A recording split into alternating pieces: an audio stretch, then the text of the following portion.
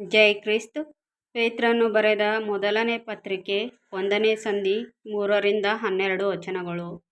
ಕ್ರೈಸ್ತರಿಗೆ ಇರುವ ಉತ್ಕೃಷ್ಟವಾದ ನಿರೀಕ್ಷೆಯನ್ನು ಕುರಿತದ್ದು. ನಮ್ಮ ಕರ್ತನಾದ ಯೇಸು ಕ್ರಿಸ್ತನ ತಂದೆಯೂ ದೇವರೂ ಆಗಿರುವ ಆತನಿಗೆ ಸ್ತೋತ್ರವಾಗಲಿ.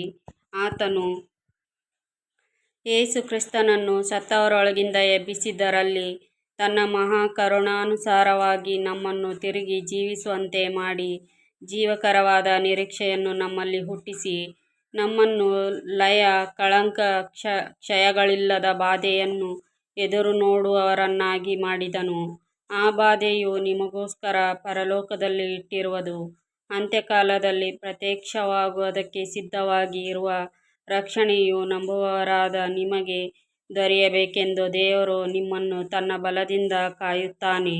ನೀವು ಸದ್ಯಕ್ಕೆ ಸ್ವಲ್ಪ ಕಾಲ ದೇವರ ಚಿತ್ತಾನುಸಾರ ನಾನಾ ಕಷ್ಟಗಳಲ್ಲಿದ್ದು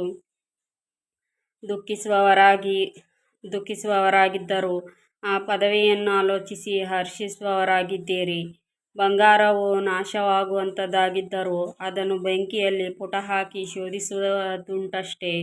ಬಂಗಾರಕ್ಕಿಂತ ಅಮೂಲ್ಯವಾಗಿರುವ ನಿಮ್ಮ ನಂಬಿಕೆಯು ಈ ಕಷ್ಟಗಳಿಂದ ಶೋಧಿತವಾಗಿ ಯೇಸು ಕ್ರಿಸ್ತನು ಪ್ರತ್ಯಕ್ಷನಾಗುವಾಗ ನಿಮಗೆ ಕೀರ್ತಿ, ಪ್ರಭಾವ, ಮಾನಗಳನ್ನುಂಟು ಮಾಡುವುದು. ನೀವು ಆತನನ್ನು ಕಣ್ಣಾರೆ ನೋಡಲಿಲ್ಲವಾದರೂ ಆತನನ್ನು ಪ್ರೀತಿಸುತ್ತೀರಿ. ನೀವು ಈಗ ಆತನನ್ನು ಕಾಣದಿದ್ದರೂ ಆತನಲ್ಲಿ ನಂಬಿಕೆಯಿಟ್ಟು ನಿಮ್ಮ ನಂಬಿಕೆಯ ಅಂತ್ಯಫಲವಾಗಿರುವ ಆತ್ಮರಕ್ಷಣೆಯನ್ನು ಹೊಂದುವವರಾಗಿ ಹೇಳಲಶಕ್ಯವಾದಂಥ ಪ್ರಭಾವವುಳ್ಳ ಸಂತೋಷದಿಂದ ಹರ್ಷಿಸುತ್ತೀರಿ. ದೇವರು ನಿಮಗೆ ತೋರಿಸಿರುವ ಕೃಪೆಯನ್ನು ಕುರಿತು ಮುಂತಿಳಿಸಿದ ಪ್ರವಾದಿಗಳು ಈ ರಕ್ಷಣೆಯ ವಿಷಯದಲ್ಲಿ ಸೂಕ್ಷ್ಮವಾಗಿ ವಿಚಾರಿಸಿ ಪರಿಶೋಧನೆ ಮಾಡಿದರು.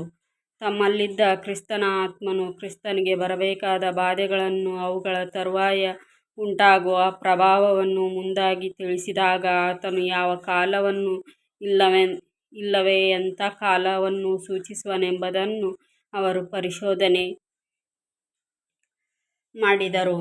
ಈ ಸಂಗತಿಗಳನ್ನು ಮುಂತಿಳಿಸುವುದರಲ್ಲಿ ತಮಗೋಸ್ಕರವಲ್ಲ, ನಿಮಗೋಸ್ಕರವೇ ಸೇವೆ ಮಾಡುವವರಾಗಿದ್ದಾರೆಂಬುದು ಅವರಿಗೆ ಪ್ರಕಟವಾಯಿತು.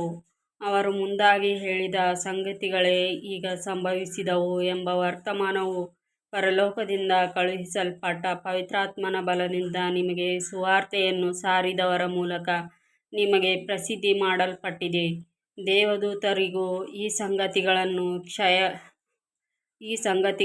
ಲಕ್ಷ್ಯವಿಟ್ಟು ನೋಡಬೇಕೆಂಬ ಅಪೇಕ್ಷೆ ಉಂಟು. ಆಮೆನ್.